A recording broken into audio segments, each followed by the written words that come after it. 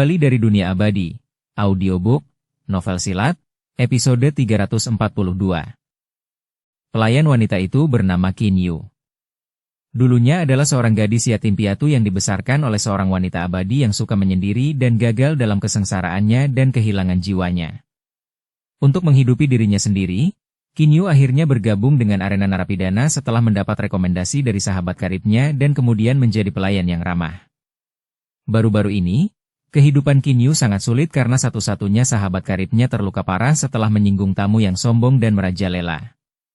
Untuk membeli obat penyembuh bagi temannya, dia tidak hanya menghabiskan semua batu abadi yang telah dia tabung selama lebih dari 10 tahun, tetapi dia juga berutang beberapa pinjaman berbunga tinggi dari beberapa rentenir.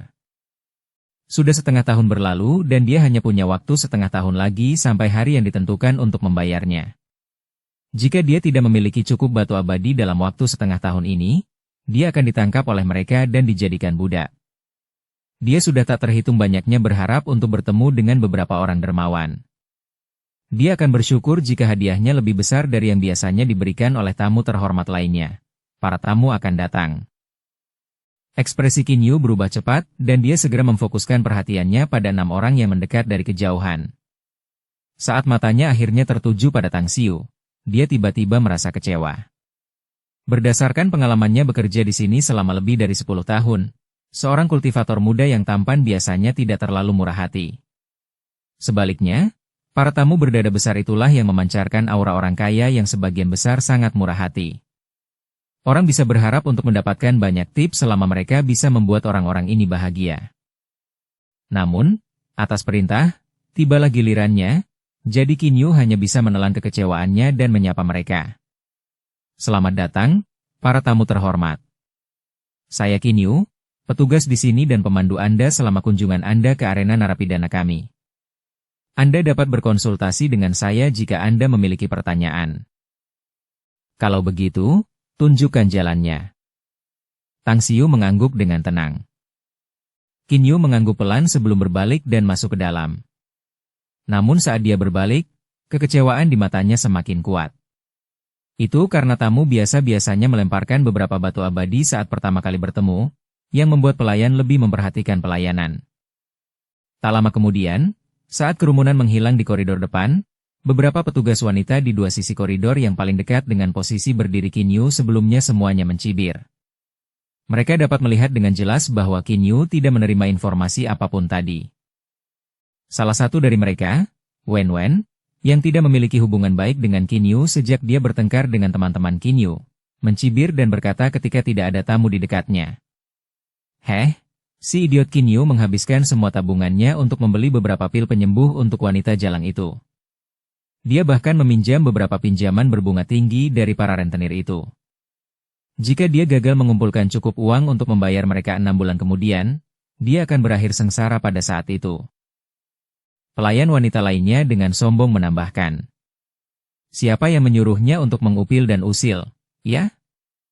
Apakah dia tahu betapa terbatasnya kemampuannya? Namun dia masih mengulurkan tangannya untuk membantu di sini? Mari kita tunggu dan lihat. Berdasarkan nasib buruknya, apalagi setengah tahun, bahkan jika dia diberi waktu 1 tahun lagi, dia tidak akan pernah bisa mendapatkan cukup batu abadi. Siapa yang tahu apakah dia akan dijual ke rumah bordil 6 bulan kemudian dan kemudian menjadi budak bagi beberapa keluarga terkemuka? Semakin besar kemampuannya, semakin banyak yang dapat kau lakukan. Sayang sekali Qin Yu memiliki kepribadian yang penurut untuk benar-benar membela masalah ini. Aku berharap keberuntungan akan menemukannya. Kau tahu, aku sedikit bersimpati pada Qin Yu. Namun, aku langsung berpikir bahwa dia pantas mendapatkannya saat mengingat teman-temannya. Mari kita tunggu saja, gadis-gadis. Bukan hanya Qin Yu yang akan sial, wanita jalang itu juga akan sial. Kuharap mereka sangat tidak beruntung. Senyum Wen Wen makin lebar dan tatapan matanya menyapu wajah-wajah perempuan itu, seraya berdoa semoga Qin Yu dan sahabat karibnya tidak bernasib buruk. Tiba-tiba, ekspresinya berubah saat dia melihat beberapa tamu mendekat dengan cepat. Matanya langsung berbinar karena pemimpin kelompok itu, seorang pria gemuk setengah baya, berpakaian seperti pendatang baru. Bertemu tamu seperti ini biasanya memberi mereka banyak tip dan hadiah. Bimbing kami. Ketika lelaki gemuk setengah baya itu melihat Wen menyambut mereka, dia tidak memberinya kesempatan berbicara dan hanya melemparkan kristal abadi lalu berjalan ke dalam dengan semangat tinggi. Dalam sekejap, terdengar suara seru di koridor, karena mereka jarang bertemu tamu yang murah hati yang memberi tip kristal abadi di awal, yang nilainya setara dengan 100 batu abadi. Jika mereka merasa layanan yang diberikan kemudian lebih baik dan memuaskan mereka, kemungkinan besar dia akan mendapat lebih banyak tip. Saat berikutnya, sepasang mata penuh iri memandang ke arah Wen dan pria gemuk setengah baya itu menghilang. Tang Xiu melangkah maju di koridor yang tampaknya tak berujung. Ia tampak maju dengan sangat pelan, tetapi kecepatannya sebenarnya sangat cepat. Ratusan meter ditempuh untuk setiap langkah yang diambilnya. Namun, Qin Yu hanya memiliki kultivasi tahap jiwa baru lahir, jadi ia dibalut oleh kekuatan abadi Battle Peng dan tidak perlu menghabiskan energi untuk berjalan dengan mantap di samping Tang Xiu. Namamu Qin Yu? Ya, Qin Yu buru-buru mengangguk. Sudah 2000 tahun sejak terakhir kali aku datang ke arena narapidana domain abadi jaringan surgawi. Aku sudah tidak mengenal tempat ini lagi, jadi ceritakan padaku tentang situasi terkini di sini, kata Tang Xiu. 2 milenium? Mata Qin Yu penuh dengan ketidakpercayaan.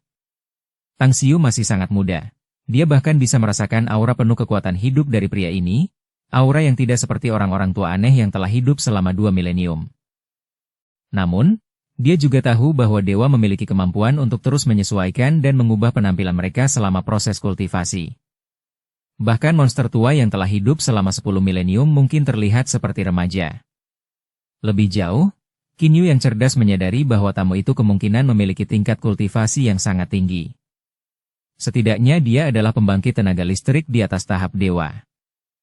Menghadapi sosok sekuat itu, Qin Yu akhirnya punya sedikit ekspektasi, karena banyak tokoh besar di dunia abadi yang akan memberikan hadiah tip yang cukup besar. Bab 1312, Semangat Berpetualang. Qin Yu menjadi lebih hormat dan cepat-cepat mengatur apa yang harus dikatakannya dalam hati sebelum mulai bercerita. Tuan, saya tidak tahu banyak tentang situasi lebih dari 2000 tahun yang lalu, jadi saya tidak tahu apa perbedaan situasi saat itu dan sekarang. Setengah dari area yang ditempati oleh arena narapidana sekarang dialokasikan untuk penyimpanan komersial berbagai sumber daya, yang semuanya merupakan industri arena narapidana. Setengah lainnya adalah penjara itu sendiri dan tempat para petarung deathmatch bertarung, dari yang lemah hingga yang kuat. Sedangkan untuk bagian terdalam tempat itu adalah tempat atau arena untuk pertarungan deathmatch antara para gladiator emas abadi sempurna. Melalui narasi Qin Yu, Tang Xiu akhirnya memahami situasi di sini. Tidak jauh berbeda dengan 2000 tahun yang lalu, kecuali kepala eksekutif di sini telah diganti dan manajemen senior lainnya yang baru direkrut. Setelah berjalan-jalan di pertokoan dan melihat berbagai macam barang yang mempesona, hati Tang Xiu ingin sekali berbelanja, tetapi ia masih bisa menahan keinginannya. Tujuan utamanya datang ke sini adalah untuk membeli dewa emas sempurna, jadi ia tidak ingin membuang-buang uang bahkan untuk beberapa harta karun yang berharga sekarang. Qin Yu, bagaimana dengan perjudian? Apakah tidak ada perbedaan atau proporsi perjudian antara berbagai tingkatan pertarungan di sini? Tanya Tang Xiu dengan tenang. Kau benar. Sebelumnya, semakin tinggi level perjudian di arena narapidana, semakin tinggi pula kelipatan uang kemenangan. Aturan ini tidak berlaku lagi di sini karena sekarang didasarkan pada penilaian komprehensif berdasarkan kekuatan masing-masing gladiator deathmatch di setiap kurungan penjara, serta catatan kinerja mereka, yang berarti peluangnya dapat bervariasi dan ditetapkan kapan saja, jelas Qin Yu. Mata Tang Xiu berbinar dan bertanya lagi. Jadi, berapa rasio peluang tertinggi sekarang? Qin Yu berpikir sejenak dan berkata, peluang tertinggi dalam 10 tahun terakhir adalah dalam pertarungan 4 tahun lalu. Peluang saat itu adalah 42 kali. Jika menang, Anda akan mendapatkan 42 kali dari jumlah pokok, sedangkan kalah berarti Anda tidak mendapatkan apapun. Saya masih ingat pertandingan itu, yang akhirnya menyebabkan sebagian besar orang kehilangan darah dan segelintir orang menjadi kaya dalam semalam. Tang Xiu tersenyum dan mengangguk. Sekarang, arena narapidana akhirnya memiliki beberapa aturan baru dan menarik, ya? Sekarang aku semakin menantikan perjalanan ini. Baiklah, mari kita lanjutkan. Bawa aku ke tingkat penjara surgawi abadi, Dipahami. Mata Kinyu menjadi lebih cerah. Semakin tinggi level sel penjara, semakin kuat kekuatan tamu yang diwakilinya. Itu hanya akal sehat yang dipelajarinya di arena narapidana. Oleh karena itu, dia menjadi semakin yakin bahwa tamu terhormat ini jelas merupakan pembangkit tenaga listrik di atas tahap abadi.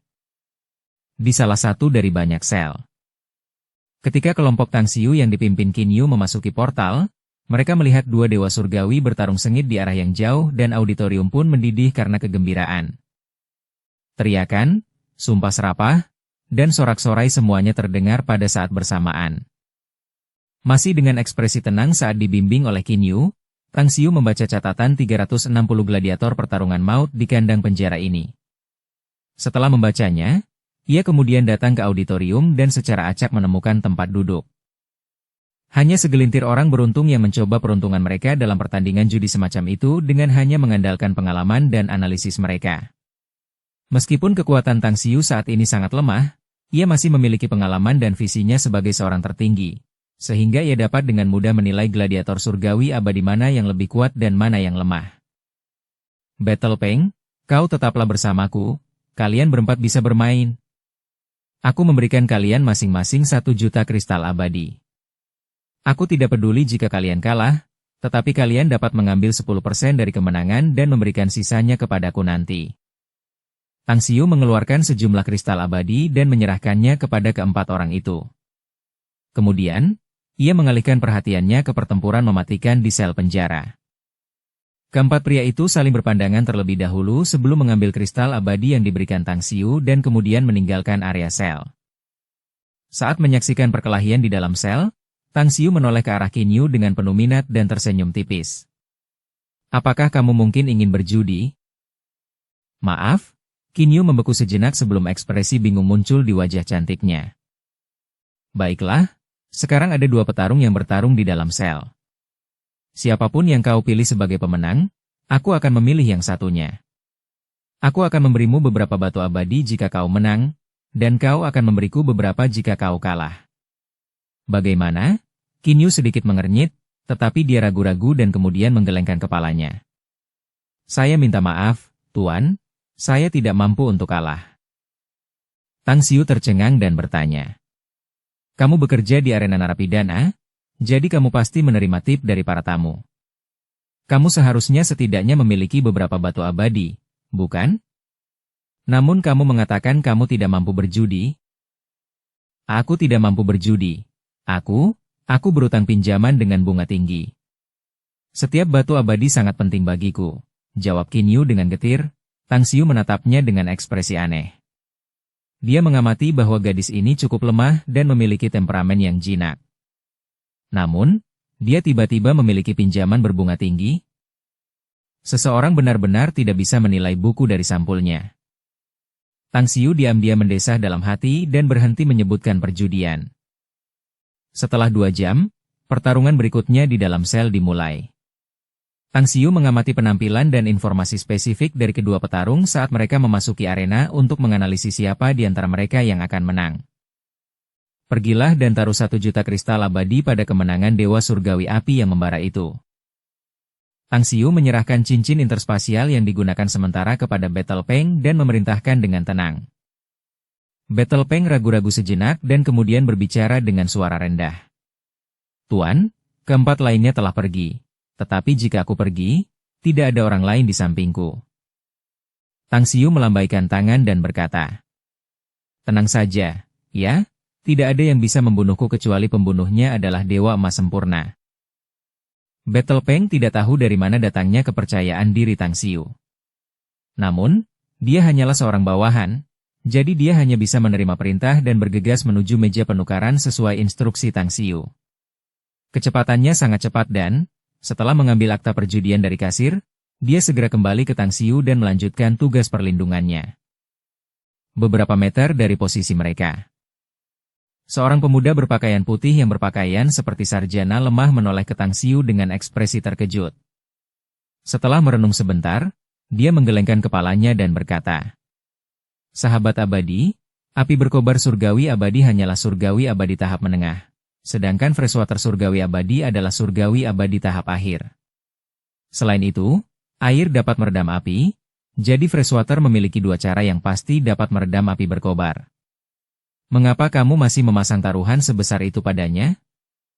Apakah karena peluangnya 3-1? Tang Xiu menoleh untuk melihat pemuda itu. Setelah mengamati penampilannya, dia menemukan bahwa orang itu tidak memiliki kecenderungan jahat atau jahat, sementara kultivasinya seharusnya berada pada tahap abadi yang mendalam. Oleh karena itu, dia menjawabnya sambil tersenyum. Sama seperti seekor kuda tidak akan menjadi gemuk jika tidak makan rumput di malam hari. Tidak ada rezeki nomplok yang akan datang kepada orang miskin. Ini hanyalah taktikku yang tidak biasa. Berani mengambil risiko besar dan bersiap untuk keuntungan besar. Semua orang mungkin berpikir bahwa Dewa Surgawi Air Tawar dapat menang, tetapi aku tidak setuju. Dewa Surgawi Api yang membara itu pasti akan menjadi pemenang. Taktik yang tidak biasa, sama seperti kuda tidak akan menjadi gemuk jika tidak makan rumput di malam hari. Seseorang tidak akan mendapatkan rezeki nomplok jika dia sendiri tidak kaya. Mata pemuda berpakaian putih itu berbinar saat dia menikmati kedua kalimat itu dengan saksama. Semakin dia memikirkannya, semakin dia merasa betapa masuk akalnya hal itu. Setelah menatap Tang Xiu dalam-dalam beberapa saat, dia mengangguk sedikit lalu berbalik untuk berbicara kepada dua rekannya di sekitarnya. Aku akan bertaruh pada kemenangan api berkobar. Apakah kamu gila? Apa kau sedang sakit kepala atau apa? Hanya karena kau mendengar omong kosong bocah itu, kau akan bertaruh pada si api berkobar itu? Dua pemuda lainnya tidak percaya dan mengungkapkan keberatan mereka satu demi satu.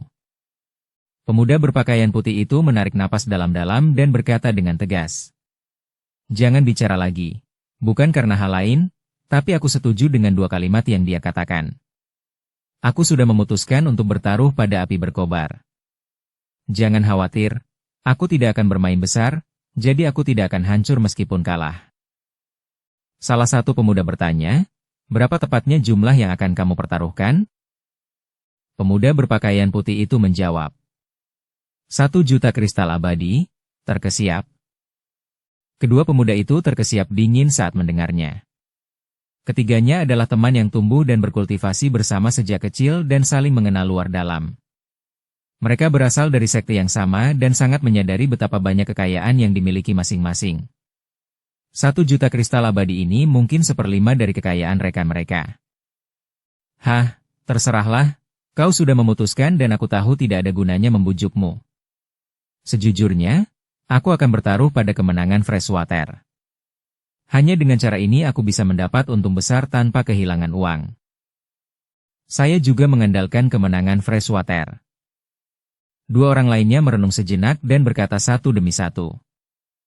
Pemuda berpakaian putih itu menoleh ke arah Tang Xiu dan menyadari bahwa Tang Xiu menatapnya dengan penuh penghargaan, yang membuatnya tiba-tiba merasa tenang. Sebenarnya, dia juga memiliki niat seperti itu dalam perjudian ini. Dia akan kehilangan 1/5 dari kekayaannya jika kalah, tetapi mendapatkan 3/5 lebih banyak jika menang, di dalam sel arena. Api amarah berkobar di hati api berkobar surgawi abadi.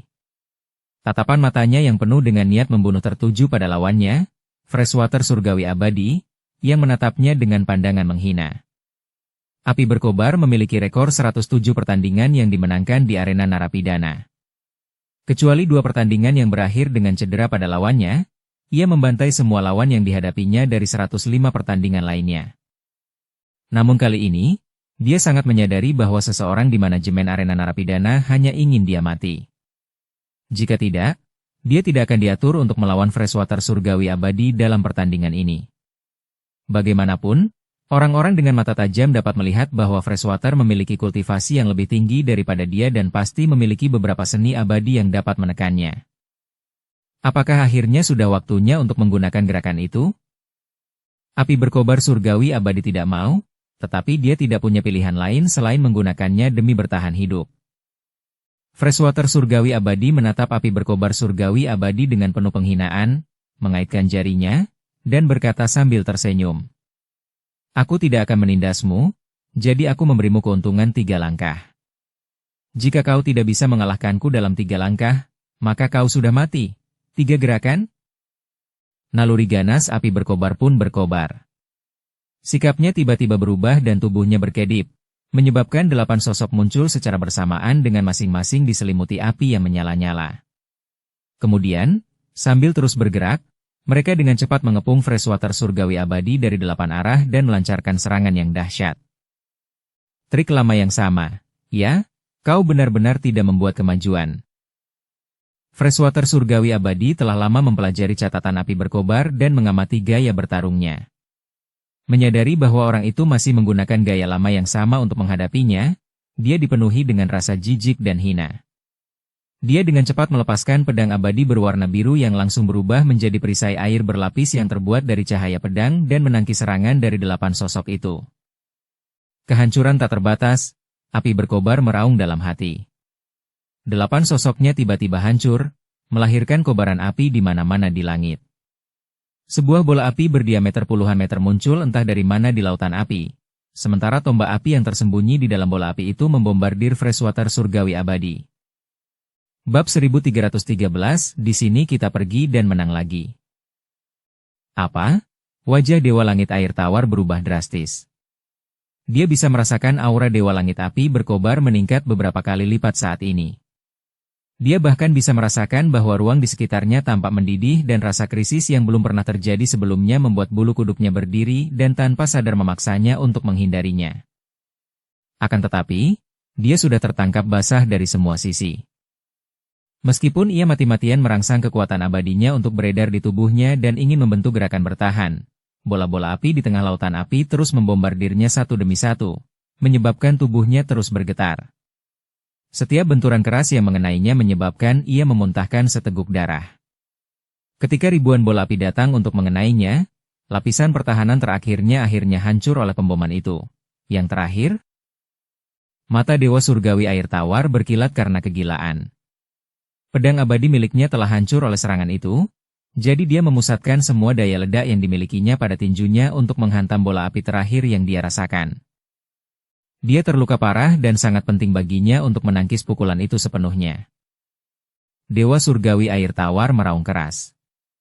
Saat tinjunya mengenai bola api itu tiba-tiba meledak dalam sekejap.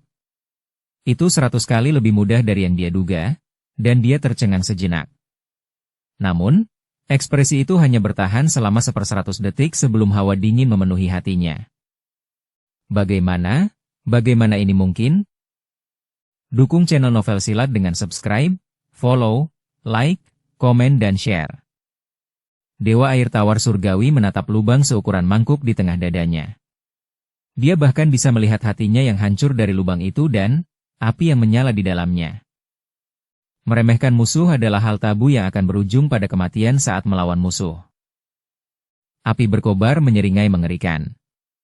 Saat senjata tombak abadi miliknya kembali ke tangannya, dia melihat Air Tawar jatuh terbanting ke tanah dengan ekspresi tidak percaya. Dia segera berbalik ke pintu keluar arena sel dengan puas. Dia telah menggunakan kartu truf terakhirnya untuk membunuh Dewa Surgawi Air Tawar. Namun, dia juga tidak mendapatkannya dengan mudah karena dia harus membayar harga yang cukup menyakitkan. Siapa yang menyangka bahwa Dewa Langit Air Tawar begitu sombong hingga melakukan hal tabu seperti itu saat bertarung? Oleh karena itu, ia hanya menanggung efek samping yang disebabkan oleh penggunaan jurus rahasia ini dan hanya mengalami luka ringan. Di seluruh arena, puluhan ribu penjudi di auditorium berdiri dan tampak marah sambil mengumpat dengan keras.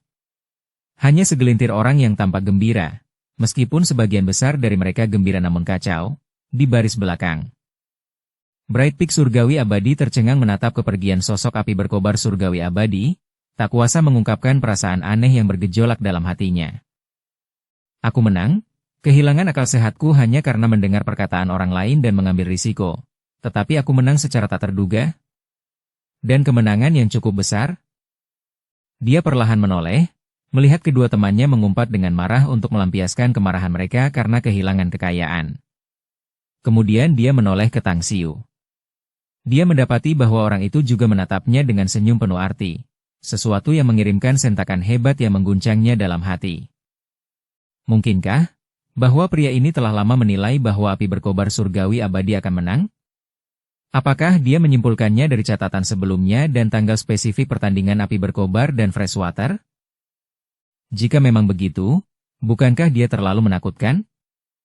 Di samping Tang Xiu, wajah cantik Qin Yu penuh dengan keterkejutan. Jumlah uang yang diberikan Tang Xiu kepada Battle Peng adalah 1 juta esensi kristal. Dia mengira Tang Xiu hanyalah orang kaya yang hanya ingin menghabiskan uangnya. Namun siapa yang mengira bahwa dia menang beberapa saat kemudian? Hasilnya adalah 3 juta kristal abadi dari taruhan 1 juta kristal abadi. Itu 3 juta kristal abadi. Qin Yu butuh waktu lama untuk menghitung berapa banyak batu abadi yang bisa ditukar dari 3 juta kristal abadi ini. Setelah menghitungnya, dia hampir pingsan karena terkejut karena jumlahnya sama dengan 30 miliar batu abadi. Battle Peng, yang berdiri di samping Tang Xiu, bertanya dengan suara rendah. Apakah Anda ingin saya menukar akta tersebut, Tuan? Tidak, ayo terus bermain, Tang Xiu menggelengkan kepalanya. Battle Peng mengangguk pelan sebagai jawaban dengan rasa kagum yang kuat terhadap karakter Tang Xiu.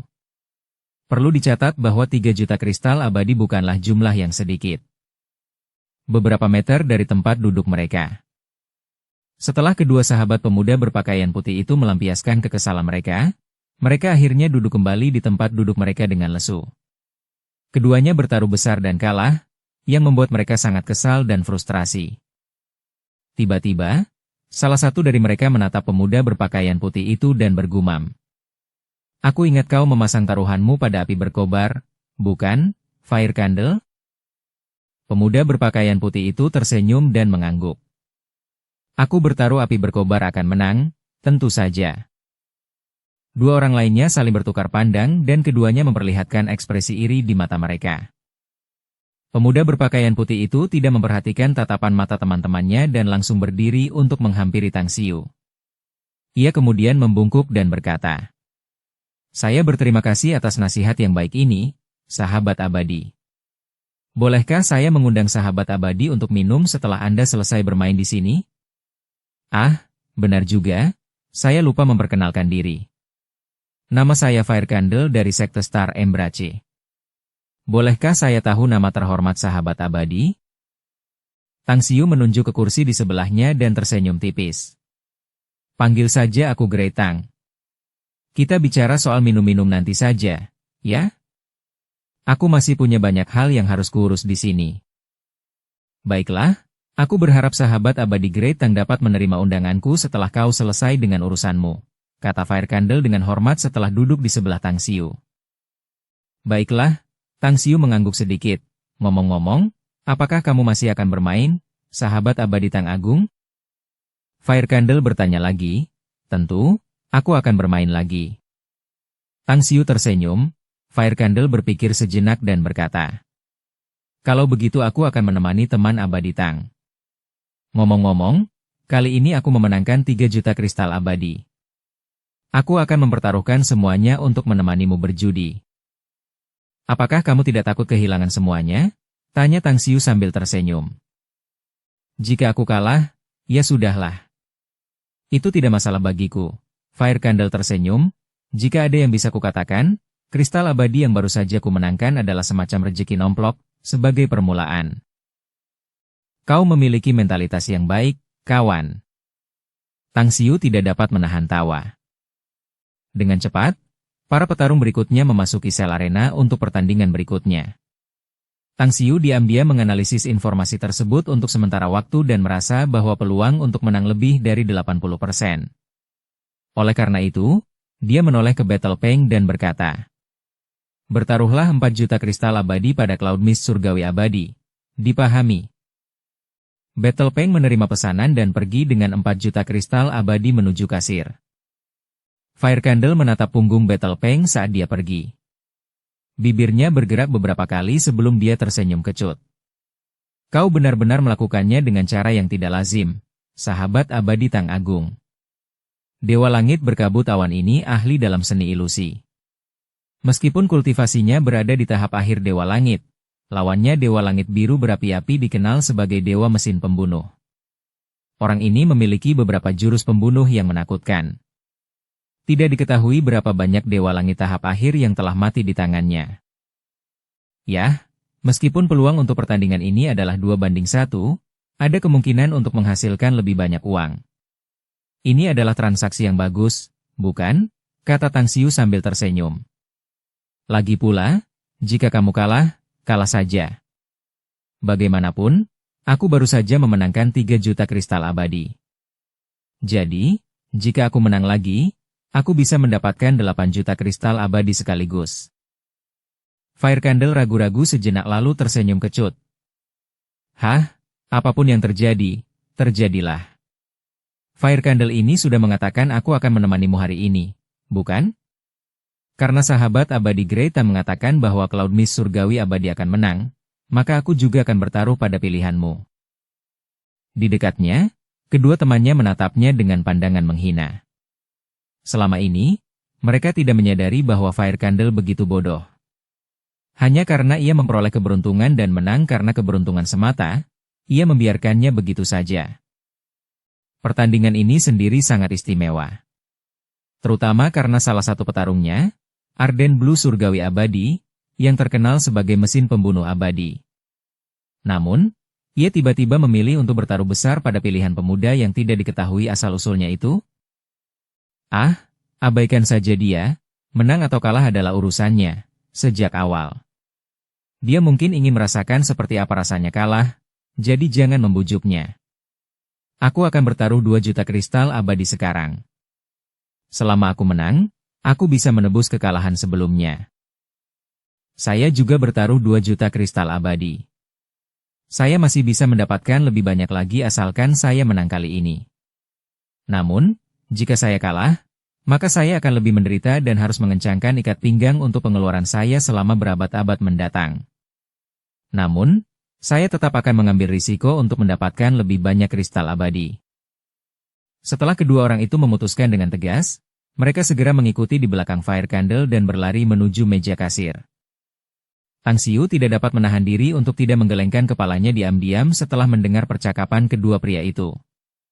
Meskipun dia tidak 100% yakin dengan pilihannya, dia yakin bahwa peluangnya sangat tinggi yaitu 80%. Akan tetapi, kedua orang itu kemungkinan besar akan kewalahan oleh mentalitas putus asa mengingat besarnya taruhan yang mereka pertaruhkan dibandingkan terakhir kali. Tak lama kemudian, pertarungan di sel arena dimulai bersamaan dengan sorak-sorai yang tak terhitung jumlahnya. Cloud Mist surgawi abadi mengambil tiruan itu dan langsung memunculkan awan kabut. Kabut warna-warni itu dengan cepat menghilang dan menghiasi ruang seolah-olah itu adalah sebuah hayalan. Bunuh! Arden Blue surgawi abadi sama sekali tidak peduli dengan apa yang dilakukan lawannya. Satu-satunya yang dia tahu adalah dia harus mengerahkan seluruh kemampuannya. Tidak peduli siapapun musuhnya. Kesombongan Freshwater surgawi abadi sebelumnya telah menunjukkan pelajaran berdarah tentang betapa menyakitkan harga yang harus dibayar seseorang dengan melakukan hal itu. Waktu berlalu. Kedua petarung bertarung dengan gila-gilaan dan pertarungan berlangsung selama seharian penuh. Hasil pertarungan seharian itu adalah Arden Blue menang tetapi juga terluka parah, sedangkan Cloud Mist lengannya terpotong dan pakaiannya basah oleh darahnya sendiri. Sudah waktunya. Memfokuskan perhatiannya pada pertarungan, sebuah pikiran terlintas di benak Tang Xiu. Jika Cloud Mist tidak memiliki cara untuk melancarkan serangan kejutan, kemungkinan besar dia akan kalah dalam pertandingan ini. Namun jika dia melakukannya, Arden Blue akan berakhir sebagai pecundang di sini. Peluangnya adalah 80% karena Tang Xiu bertaruh bahwa Cloud Mist surgawi abadi akan menang dengan gerakan mengejutkan. Analisisnya didasarkan pada data pertempuran Cloud Mist sebelumnya yang disimpulkannya, dan peluangnya mencapai 80%. Mind Soul, diam. Tepat saat Cloud Mist tertebas oleh pedang terbang abadi milik Arden Blue dan terlempar ke belakang, dia tiba-tiba meraung. Pada saat yang sama, benang emas transparan melesat dari ibu jari kirinya dan langsung mengejar dan menjerat Arden Blue surgawi abadi. Pada saat berikutnya, sosoknya berhenti terbang ke belakang dan menyerbu Arden Blue. Tidak ada yang menyadari bahwa saat ini, wajah Arden Blue surgawi abadi berubah kusam seolah seluruh tubuhnya membeku seperti balok es. Kelesuannya mungkin hanya berlangsung kurang dari sedetik, tetapi itu sudah cukup bagi Cloud Mist untuk melepaskan artefaknya dan menembakkan seberkas cahaya yang langsung mengenainya dengan keras, di auditorium. Tang Xiu menoleh ke arah Fire Candle dan tersenyum tipis. Kita menang lagi, Fire Candle hampir tidak bisa menoleh. Namun ketika melihat ekspresi Tang Xiu, dia meninju udara dengan kuat dan melambaikan tangannya dengan keras sambil berseru kegirangan. Kau hebat, Sahabat Abadi Tang. Bab 1314, Reuni Kerabat Dekat. Tang Xiu sendiri tidak pernah peduli dengan pujian. Namun, dia merasa senang ketika melihat kedua sahabat Fire Candle bertingkah seolah-olah mereka telah kehilangan jiwa mereka. Mereka yang percaya kepadaku akan memperoleh hidup yang kekal. Kalimat itu sudah dilupakan Tang Xiu, tetapi terasa tepat dan tepat untuk digunakan dalam situasi ini. Setelah menang 2 kali berturut-turut, Tang Xiu tidak ingin bertaruh lagi. Dia sangat menyadari bahwa tidak ada seorang pun yang bisa menang selamanya. Dia telah menang besar dengan taruhan sebesar itu 2 kali, arena narapidana tidak akan pernah membiarkannya menang terlalu banyak di sel penjara tingkat yang sama. Saya akan menukar akta itu dan bermain di tempat lain. Kemana Anda ingin pergi selanjutnya, Tuan yang terhormat? Tanya Qin Yu buru-buru. Aku akan pergi ke tingkat penjara abadi emas sempurna, kata Tang Xiu.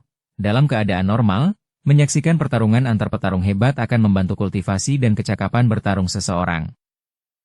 Qin Yu ragu-ragu sebelum menjawab.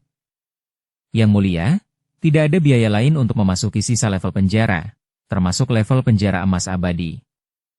Namun, Anda diharuskan membayar lebih banyak untuk memasuki level penjara emas abadi yang sempurna. Berapa ongkosnya? Tang Xiu bertanya dengan rasa ingin tahu. Setiap orang harus membayar 100 kristal abadi, kata Qin Yu. Tang Xiu mengangguk. Jumlahnya sedikit saja, tidak perlu ditawar-tawar. Sudahlah, antar kami ke sana. Setelah mengatakan itu, dia tiba-tiba menoleh ke Fire Candle dan bertanya sambil tersenyum. Apakah kamu mau ikut? Mungkin ada beberapa kejutan yang menunggumu di sana. Fire Candle ragu sejenak sebelum mengangguk dan berkata, baiklah, karena sahabat abadi Tang mengundangku, maka aku secara alami akan pergi bersamamu. Namun, saat dia baru saja berkata demikian, dia melihat kedua temannya menggelengkan kepala dan tidak berbicara sepatah kata pun kepadanya. Dia pun bergegas pergi. Kegembiraannya pun berangsur-angsur sirna. Tang Xiu meliriknya dan kemudian berbicara dengan senyum tipis sambil berjalan keluar. Ada banyak hal yang harus dialami seseorang dalam hidup agar tetap hidup. Wajar saja jika memiliki teman di seluruh dunia sepanjang jalan. Namun, tidak ada pesta yang berlangsung selamanya di dunia ini. Memiliki terlalu banyak teman hanya dapat menjadi teman selama periode tertentu dalam jalur kultivasi seseorang. Namun, hanya dengan hati yang kuat seseorang akan dapat melihat jalan di depan karena ia akan menjadi semakin sendirian dalam melintasi jalan ke depan. Laju Fire Candle terhenti saat suara Tang Xiu bergema di benaknya. Saat Tang Xiu hendak keluar dari portal utama, dia akhirnya menarik napas lega dan kemudian terbang untuk menyusul. 4 jam kemudian, kelompok itu datang ke tingkat penjara emas abadi sempurna dengan mengendarai artefak pesawat ulang-alik. 2 emas abadi sempurna di luar area penjara berjaga di luar portal. Saat mereka melihat kelompok itu, kedua pria itu tampak terkejut dan salah satu dari mereka bertanya, apakah kalian yakin ingin memasuki tingkat penjara ini? Benar sekali, Tang Xiu mengangguk pelan dan membayar 400 kristal abadi lalu melangkah ke portal pusaran. Saat berikutnya, sosoknya muncul di dalam area kurungan penjara. Sahabat abadi Tang, tolong ambil 100 kristal abadi ini. Fire Candle mengambil 100 kristal abadi dari cincin spasialnya dan menyerahkannya kepada Tang Xiu. Tang Xiu melambaikan tangannya dengan santai dan berkata, berikan saja padanya. Fire Candle menoleh ke arah Qin Yu, melihat ekspresi lesunya dan berkata, hei, kamu mau mengambil ini atau tidak? Bibir Qin Yu bergerak beberapa kali dan akhirnya menatap Tang Xiu dengan penuh rasa terima kasih. Dia mengambil 100 kristal abadi dan dengan cepat memasukkannya ke dalam cincin spasialnya. Pinjaman berbunga tinggi yang dimilikinya hanya memiliki 40.000 batu abadi yang harus dibayar, setara dengan 400 kristal abadi. Namun sekarang, dia menerima 100 kristal abadi sebagai tip, sesuatu yang membuatnya sangat bahagia. Terima kasih, pelindung yang terhormat, kata Qin Yu penuh rasa terima kasih. Tang Xiu hanya tersenyum tipis menanggapi dan berjalan menuju kandang satu demi satu. Hanya ada beberapa sel di sini, totalnya 36 dengan 36 dewa emas sempurna di dalamnya. Tanpa kecuali, setiap dewa emas sempurna memiliki tanda biru dan putih di dahi mereka yang menandai mereka sebagai budak. Para pelindung yang terhormat, Kita masih punya waktu 8 jam hingga pertandingan tingkat Dewa Emas sempurna dimulai.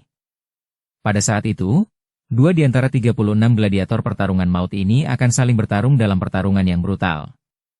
Seperti yang dapat Anda lihat sendiri, sudah ada banyak VIP yang datang. Taruhan minimum yang dapat Anda pasang jika Anda memilih untuk berjudi adalah 1 juta kristal abadi. Qin Yu agak khawatir dan dia tidak ingin Tang Xiu berjudi di sini. Bagaimanapun, dia telah bekerja di arena narapidana selama lebih dari 1 dekade, dan itu adalah pertama kalinya seorang tamu terhormat memberinya begitu banyak kristal abadi. Tang Xiu mengangguk sambil tersenyum. Setiap kali melewati sel, dia membaca semua informasi dari masing-masing gladiator Dewa Emas sempurna sebanyak 3 kali. Di sel ke-27. Tang Xiu berdiri di depan sel dan menghentikan langkahnya. Meskipun ekspresinya sangat tenang, hatinya sebenarnya marah. Kemarahan itu bukan disebabkan oleh gladiator wanita yang dikurung di dalam sel, tetapi terhadap mereka yang menangkap gladiator wanita ini dan mengirimnya ke sini. Wanita itu adalah Star Tears, adik perempuan Star Soul Supreme, Master Sekte dari Sekte Suci Burung Vermilion, dan juga Bibi Tang Xiu di dunia abadi. Dia adalah seseorang yang paling dibenci oleh Tuan Muda Sekte Suci Burung Vermilion, tetapi Tang Xiu menganggapnya sebagai kerabat yang sangat dekat. Alasannya sangat sederhana. Star Tears memiliki kepribadian yang sangat dingin dan selalu mengajari keponakannya, Tuan Muda bercelana sutra yang keren dari Sekte Suci Burung Vermilion, berkali-kali. Justru karena dialah Tuan Muda yang asli meninggalkan sekte itu dengan marah dan bergegas ke rawa kematian sendirian. Perlu dicatat bahwa rawa kematian adalah tempat yang tidak seorang pun di bawah tahap abadi berani melintasinya dengan mudah, tetapi orang itu pergi ke sana dan menemui ajalnya di sana. Setelah itu, tubuhnya ditempati dan dirasuki oleh jiwa Tang Xiu. Saat Tang Xiu melihat Star Tears, dia dipukuli dengan kejam. Dia bahkan menyeretnya ke gua tempat tinggalnya sendiri dan dipenjara selama 3 bulan sebelum dibebaskan dan luka-lukanya sembuh. 3 bulan itu adalah siksaan paling menyakitkan yang pernah dialami Tang Xiu dalam hidupnya karena dia harus menjalani beberapa pelatihan dan penyiksaan yang brutal dan tidak manusiawi yang menyebabkan luka-luka parah.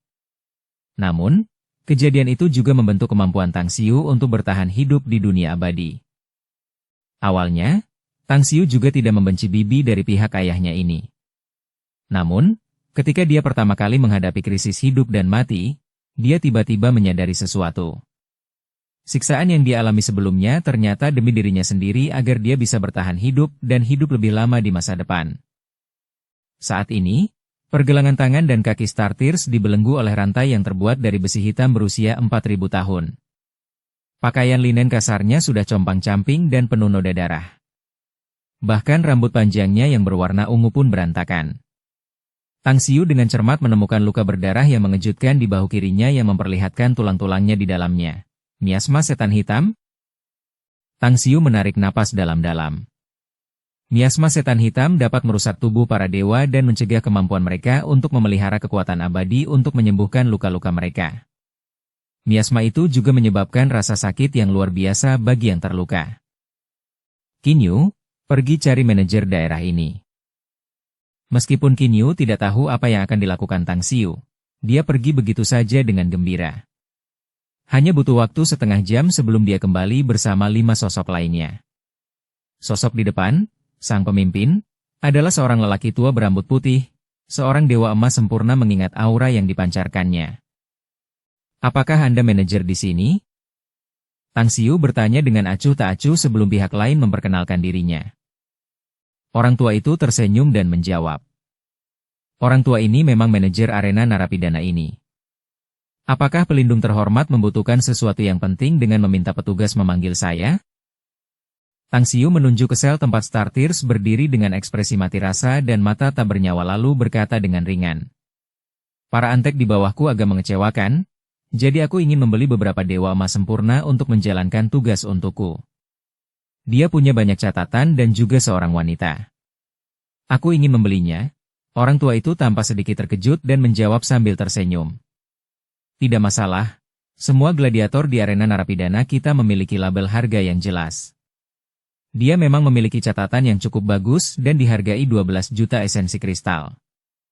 Bolehkah aku bertanya berapa harga yang ingin dibayar oleh sahabat kecil? Membayar langsung dengan esensi kristal atau dengan beberapa harta karun?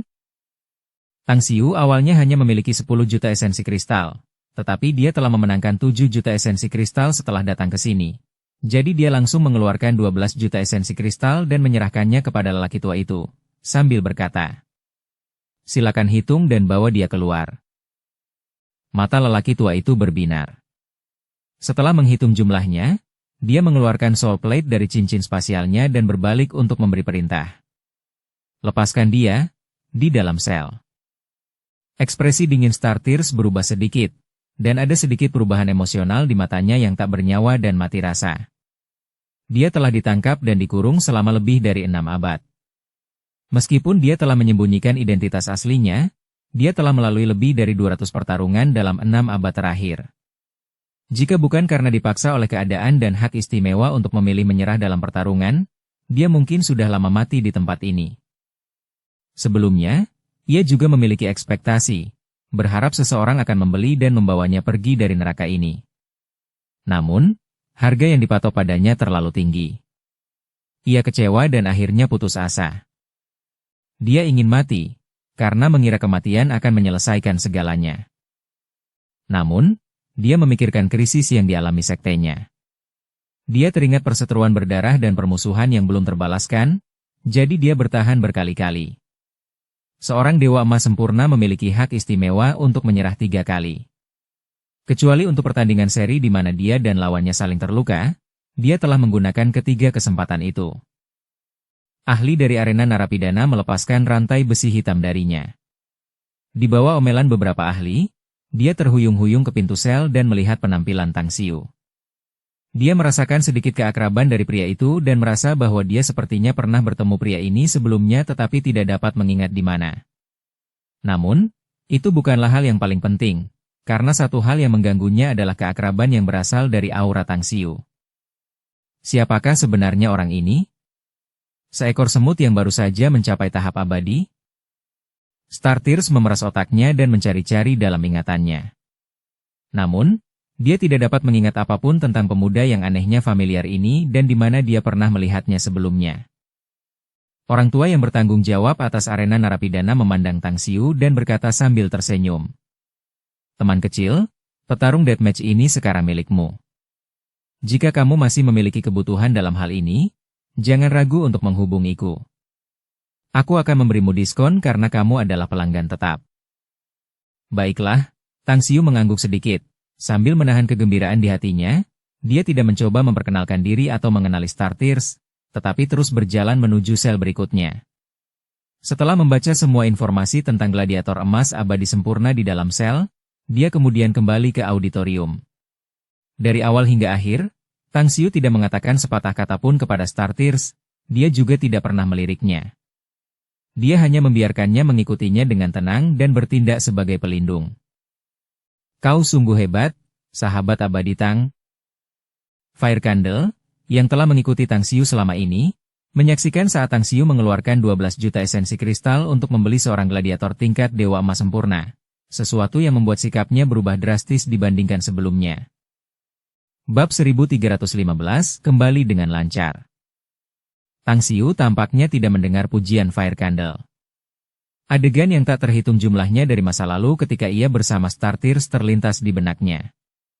Jika ada seseorang di dunia abadi yang dapat ia percaya tanpa syarat, Star Tears pasti salah satunya. Namun, dia tidak bisa mengungkapkan identitasnya sama sekali. Bahkan jika dia mempercayai Star Tears 100%, dia sangat menyadari bahwa ada beberapa seni di dunia abadi yang dapat mencari ingatan seseorang. Jika beberapa musuhnya yang menakutkan itu menyerang Star Tears dan mencari ingatannya, kemungkinan besar dia akan ditemukan melaluinya. Lebih jauh, dia juga menyadari hal lain dari pertemuan dengan Star Tears, yaitu keadaan mengerikan yang dialami oleh wilayah sekte suci burung Vermilion. Kemungkinan besar sejumlah besar murid sekte tersebut tersebar di wilayah lain, dan orang-orang yang dia sayangi dikurung di arena narapidana atau di tempat lain. Orang-orang ini kemungkinan besar menghadapi kesengsaraan besar, penderitaan, dan di bawah ancaman kematian. Masih ada waktu dan aku masih punya banyak waktu. Tapi, sekte suci burung Vermilion tidak punya banyak waktu lagi. Tidak hanya itu, orang-orang yang aku sayangi juga tidak punya banyak waktu lagi. Tang Xiu mengepalkan tangannya dan matanya perlahan-lahan dipenuhi dengan kilatan dingin.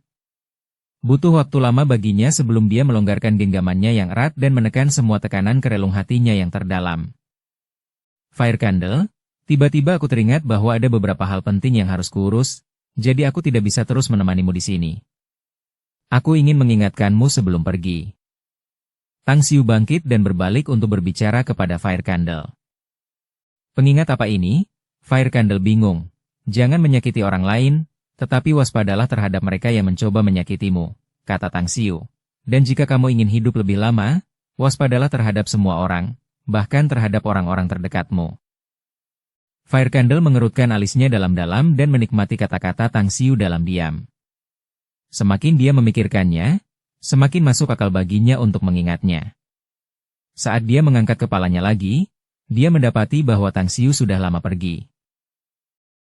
Bersambung ke episode 343. Dukung kami dengan subscribe, follow, like, komen dan share. Terima kasih.